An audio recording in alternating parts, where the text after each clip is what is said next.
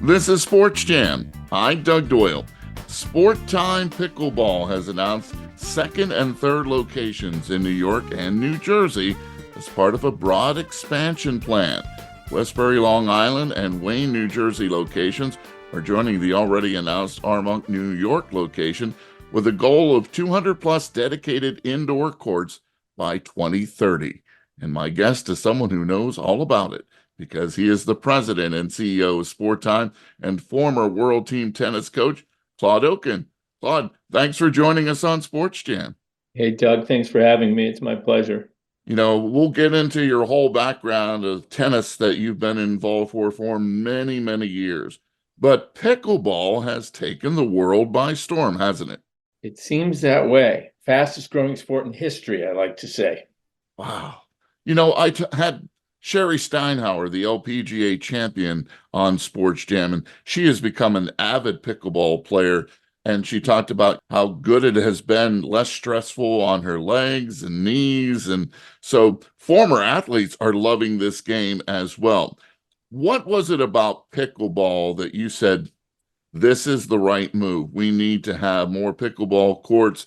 We need to get those, not only just tennis players who maybe would enjoy this game, but people from all other sports. Well, I mean, there was no sort of aha moment for us or a line in the sand. We, we're the largest operator of indoor tennis courts in New York State. So we had 200 tennis courts operating when the pandemic happened and pickleball started to percolate.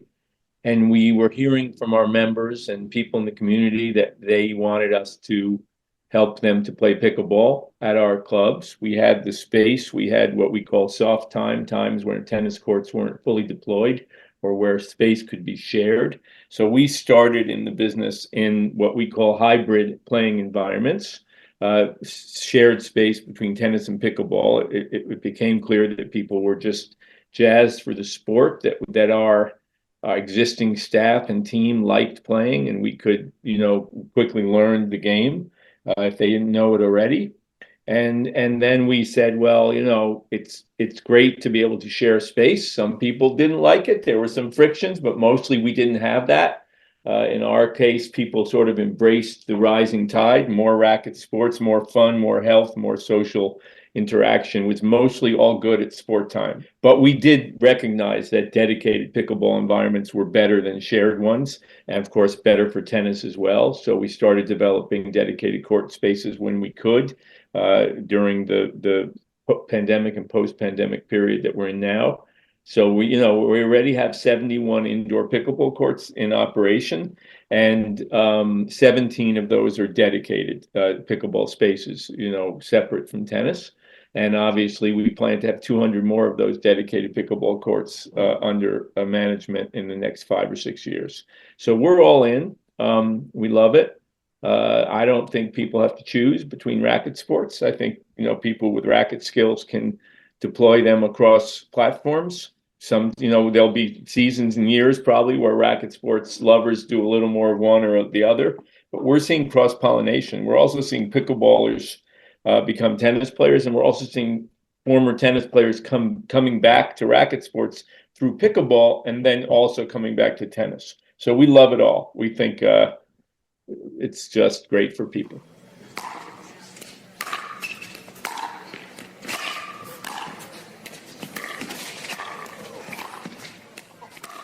For those who aren't familiar with the sport, can you give it a brief description so people understand what pickleball really is? Sure. I may not be the ultimate expert, but I know a lot of people like to say it's sort of a combination of badminton and ping pong and tennis. It's a smaller court. It's the same size as a badminton court, or in our parlance, and in the tennis industry, it's basically the size of what we call a red ball court, which is the small 36-foot tennis court that we use to train our youngest kids with low compression balls.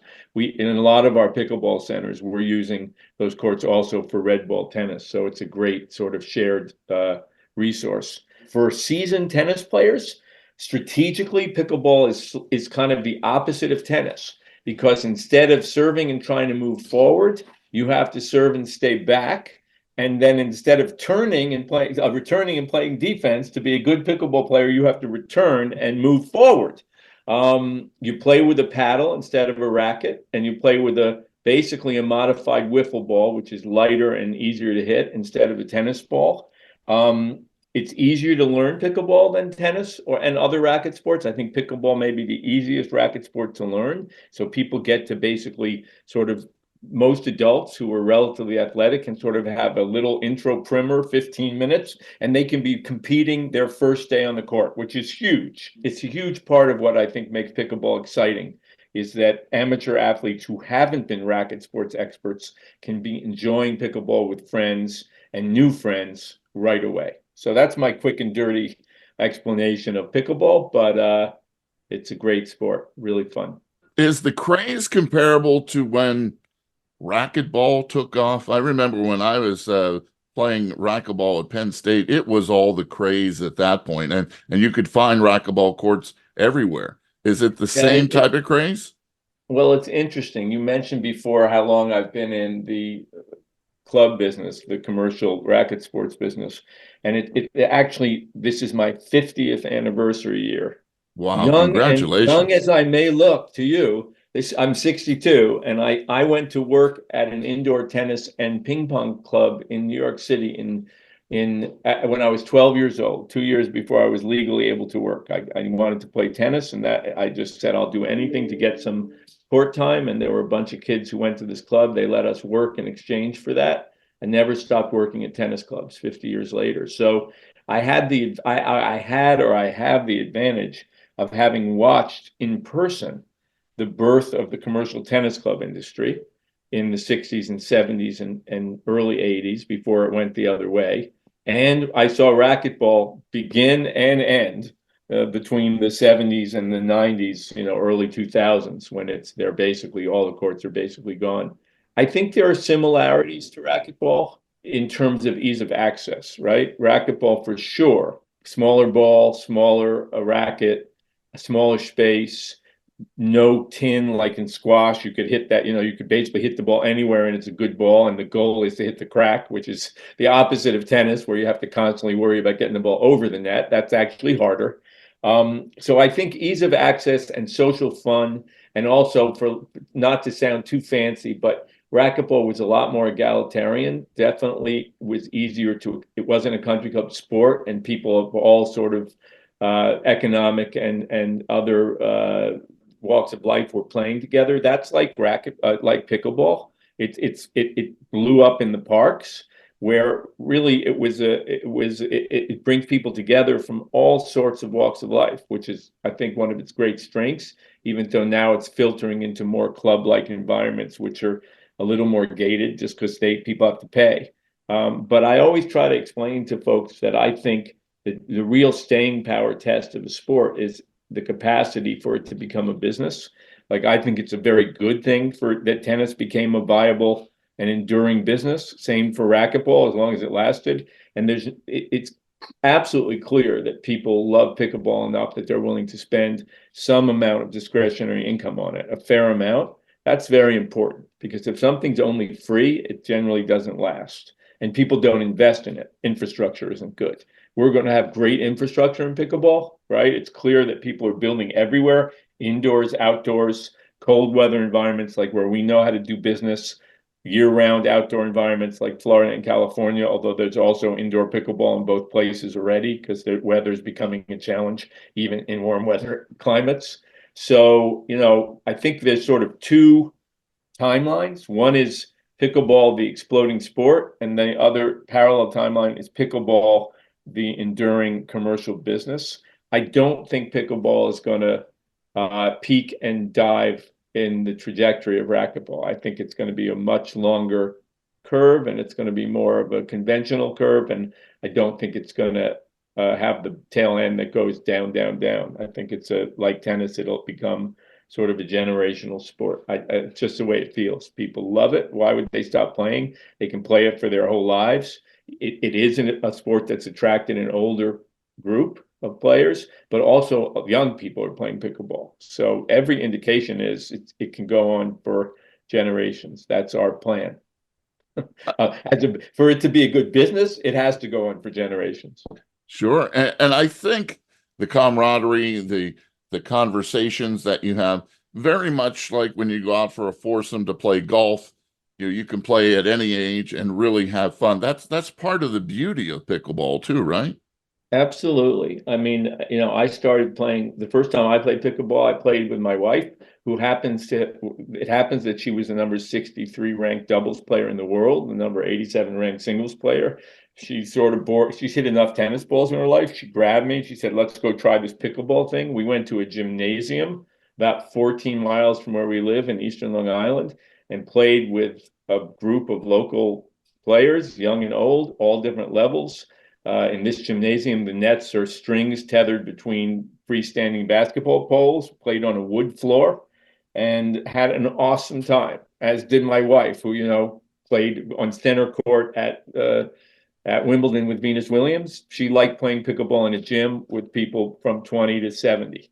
It's just a unique blender. And I think one of the reasons, obviously, the pandemic was such a stimulus for both pickleball and tennis was that people were lonely and they realized how much fun it is to play sports in larger areas, not just to be in little rooms with 50 people on bikes or mats, but to play an interactive sport that's social as well. It brought people together, it made them feel less isolated. So it's a keeper. One of the major reasons that you got involved with sports clubs all those years ago is, you didn't grow up as someone who had a lot of money in his family. You struggled, and the opportunity to find courts was difficult. So when eventually you got that chance, that was your little chip on Claude Okin's shoulder that, I want to make this accessible to as many people as possible. So I think pickleball kind of fits into that whole, mentality that you had all those years ago, right? Well, that's one of the reasons I never had even that moment of feeling like I was on team tennis.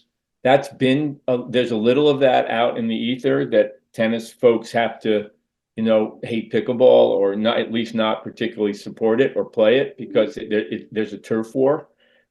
There is in reality a little bit of a turf war for space, right? Because civics, residents of cities, towns, villages, and areas are really advocating for themselves around pickleball effectively, and they're getting municipal organizations, governments, and rec committees, and all sorts of stakeholders to invest in pickleball. You're seeing a lot of pickleball infrastructure development. And tennis hasn't gotten that love for a long time. There's a lot of crumbling tennis courts. So there is that. How many of those tennis courts will be converted to pickleball? How many will remain? Of course, again, I said I'm a rising tide guy. I'm a USDA volunteer. I don't want to lose a single tennis court, but I never for a second felt like pickleball was the enemy. I really thought here's a way to get paddles in the hands of people who haven't hit balls before. I know what a joy it is to play a ball striking sport on a court where you learn the geometry. All these games are problem solving games.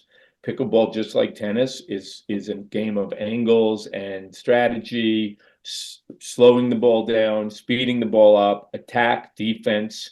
These are just really games that make you healthier and smarter. That's what the research shows, that people who play racket sports games for most of their lives live longer. So I'm like, this is a good thing. And you're right. I do kind of have that chip where even though I've built clubs, I want people to be willing to spend money to come to our clubs, to value our product and our infrastructure. But I also want to have ways for people to get into the clubs when they're on a budget. And pickleball helps with that. It's a smaller space. It's a little bit less expensive to play and learn. You got it. I think it's a great opportunity to level the playing field a little bit. How often do you think about the World Team Tennis Days and winning a championship and getting to eventually partner because of your relationships with people like John McEnroe through the years? How often do you think about World Team Tennis? To me, that was a lot of fun. I loved it. Lost a lot of money. That was the problem. But you're right. I met John and I met Patrick, both of whom were associated with our team. John was the captain, played every year except for one when over the decade we ran it. and Patrick was played most years and coached several years.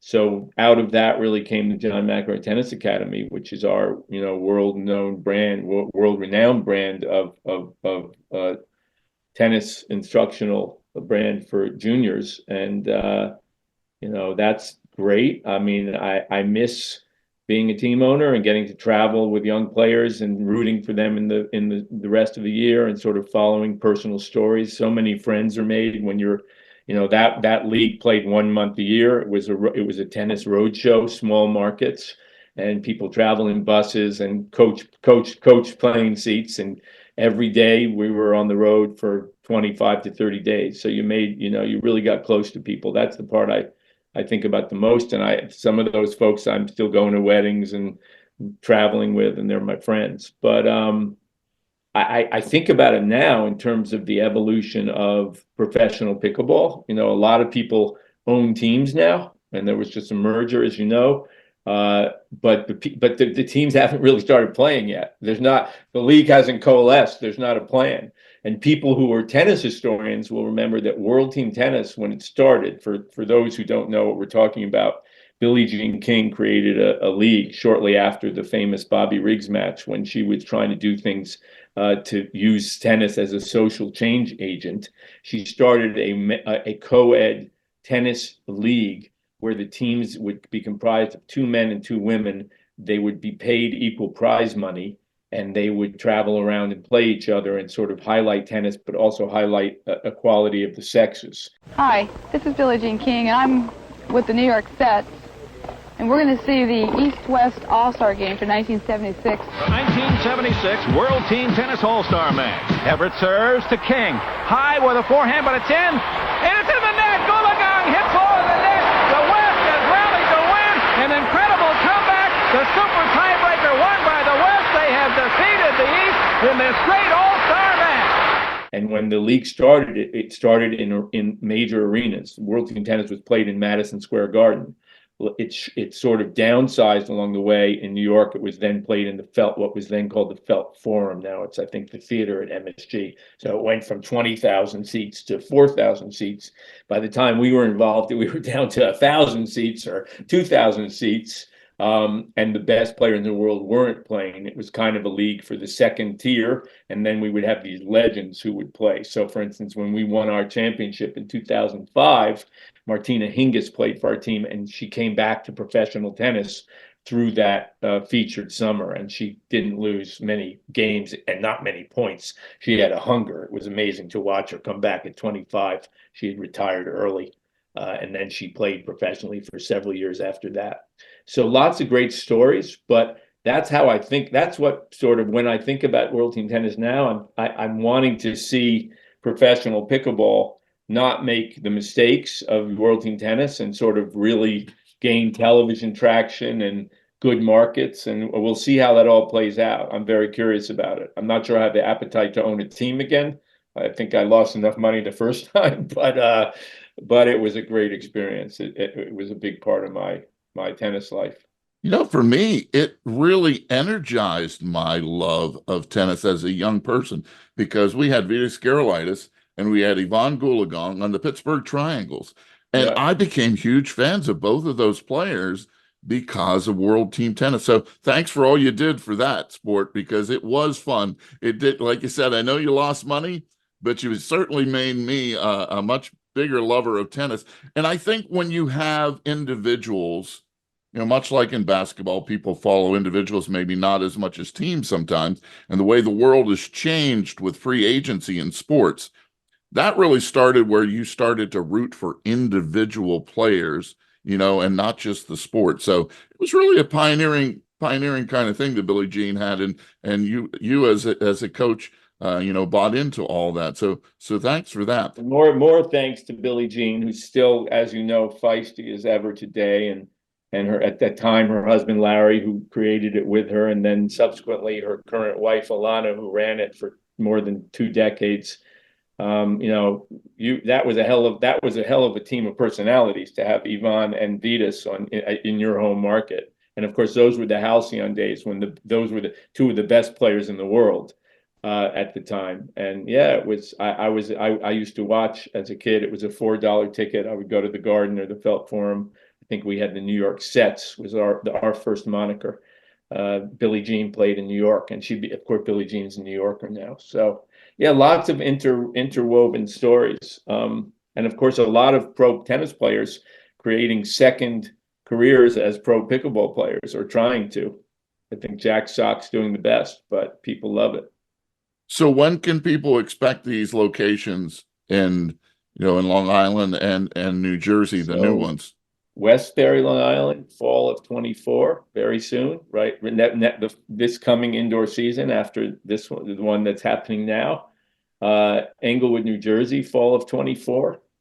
Wayne, New Jersey, early 25, and Armonk, spring 25. And then we'll be layering it. We'll be announcing more locations shortly. We're going as fast as we can.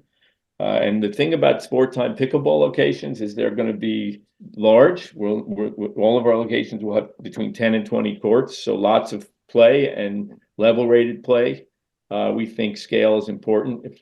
When facilities are small, they tend to sort of not have enough diversity to satisfy everybody's needs, plus to do instruction and outreach. All of our locations will have full-size courts. A lot of people are shoehorning pickleball courts into available spaces that almost work. But if you've played pickleball on a 26 or 27-foot wide court or a 50-foot long court, it's really tough. So all of our courts will be 60 by 30 or larger. All of our facilities will have 18 to 25-foot ceilings or higher. New lighting, new surface. Basically, my view is that the infrastructure has to be great for people to fully appreciate the game. So we always commit to that.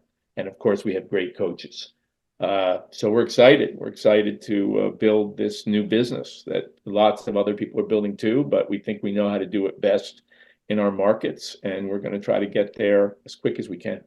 You've been an educator this whole time. You have used both being a teacher and your love of tennis and have combined it as a business venture, that it really has been a lifelong thing for you.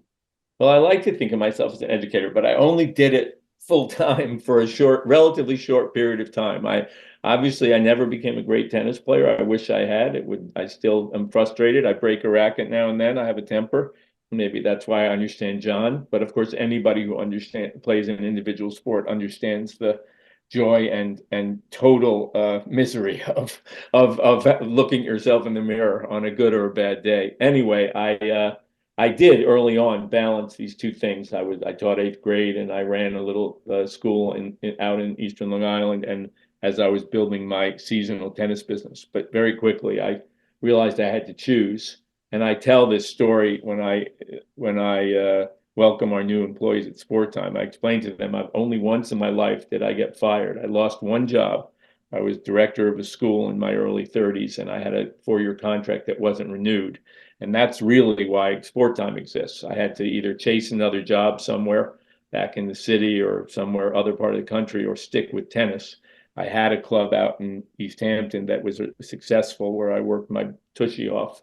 And I decided, this was by the early 90s, and there were clubs actually that were going bankrupt at the time. Tennis was in a big low. So we were able to do a deal where we sort of rescued 4 indoor clubs on Long Island in partnership with the bank, and I was off and running. So it's been a while since I've been an active educator, except my own kids. I raised 5, but that'll do it. Since 1994, I've been pretty much running tennis clubs, and luckily we got through the worst times, and the pandemic unexpectedly gave us the best of times again. It's feeling a little bit like 1972 in 2024 these days around racket sports. Lots of people playing more and new players wanting to learn. So we're feeling lucky that we hung around and that we were ready to greet the next wave. Just 2 more quick questions here on Sports Jam. One being the game of tennis right now. How has it changed since in the heyday of McEnroe? Well, obviously, it's changed with the athletes and with the equipment. It's faster, it's more powerful. I mean, it's just amazing when you watch the modern game. I still giggle sometimes. I stayed up late to watch a women's match from Indian Wells the other night. The Sabalenka played the young American. Of course, I'll forget her name. Terrific player. And they were just hitting bomb after bomb after bomb, as all the players do. I mean, the men's side, it's ridiculous. Ground strokes at 100 miles an hour, routine serves at over $125, pushing $140 half the time, covering the whole court in 3 big steps. The average player size on the men's side is over 6 feet. We used to think if a player was over 5'9", like Rod Laver was the right size for a player. Tall people couldn't bend over with the theory. Obviously, that's not true. And tall people are great athletes and have big wingspans, which help them to play tennis in most cases. So, in every way, the game has, I think, become just elevated and exciting. I mean, rallies are longer. Do I sometimes miss the serve and volleying? I'd love to see more serve and volleying. All you have to do is listen to John on TV, and he thinks there should be more. But there is, but it's coming back. Moving, people are now figuring out how to divert the game's the level's so high that to be the best, you have to be diversified. You can't just pound away from the ground. And of course, Djokovic, is an all-court player, and maybe the best of all time. Certainly, he's making a case. See how he does the rest of the season. I mean, I think the game has evolved like everything else, but I think it's a great game to watch now as ever. I'm not one of these people who says, oh, it was better, before. And obviously I'll tell you one thing that I feel strongly about. It's much better to watch on television or on your pad because, you can see it. I remember watching, tennis wasn't on television. People don't realize until the late 60s, early 70s. It started on PBS the same year, I think, as open tennis started in 68. But I remember watching the finals of Wimbledon the year that Arthur Ashe won. I think that was 72 and beat Connors in that great final. And I mean, I was sitting 2 inches from a TV. I don't think I ever actually saw the ball. So I think we should all just realize that how much tennis has benefited from technology as well. And I love the line call. I love that we don't fight about line calls anymore. I think that's a huge upgrade. Some people miss that. I don't miss it. Why do we want to see fighting? If I want to see fighting, I can go to hockey, which I do. I'm a Rangers fan. There you go. So the last question, you can't put family in here, so you can't have your wife, can't have kids or anything like that in the answer to this question, but you can go back in time, and the people that you choose do not have to be with us anymore. So you go to have a pickleball match, you have to pick your teammate, and who are the 2 opponents that you would have the ultimate pickleball match? Who would that be? I'm not good at these kind of questions. I was glad you're not asking me who to have dinner with. I don't know. I have to self-promote. So we'll get Johnny Mack. You know how much he loves pickleball. He's been playing a lot for a lot of money. I'm not sure he loves it, but I want him to learn how to dink a little better. But he's getting there. Let's get Billie Jean King on that court because she's so important. And I think a lot of what she did in tennis is actually laid the foundation for pickleball. Not to mention the fact that the most famous pickleball player in the world is a 17-year-old woman, right? And Anna Lee Waters. And I think without Billie Jean, that doesn't happen. So we got Billie Jean, we got me, we got Johnny Mack. I only need one more. Only need one more. Oh, I don't know. Barack Obama, just diversity, and we need a good president. There you go. Good answer. Claude Okin. I hear he plays. I know Michelle plays a lot of tennis. She used to come to all the World Team Tennis matches in DC when we still had the franchise, she and her daughters, which was a great franchise. They got 5,000-6,000 people every night there. Fantastic. Sportime Pickleball has now 2nd and 3rd locations underway in New York and New Jersey. You heard Claude mention the timeline, part of this huge expansion into the game of pickleball with eventual goal of 200 plus dedicated indoor courts by 2030. Claude Okin, not only the former World Team Tennis coach, but also the president and CEO of Sportime. Claude, thanks for joining us on Sports Jam and continued success. Thanks, Doug. It's been a great conversation. Sports Jam is a WBGO Studios production. You can hear all the past shows by going to wbgo.org/sportsjam or wbgo.org/studios. You can also find Sports Jam with Doug Doyle on the NPR list of podcasts or wherever you hear podcasts. Special thanks going out this week to Joe Favorito for hooking us up with Claude Okin. Until our next Sports Jam session, I'll see you at the game.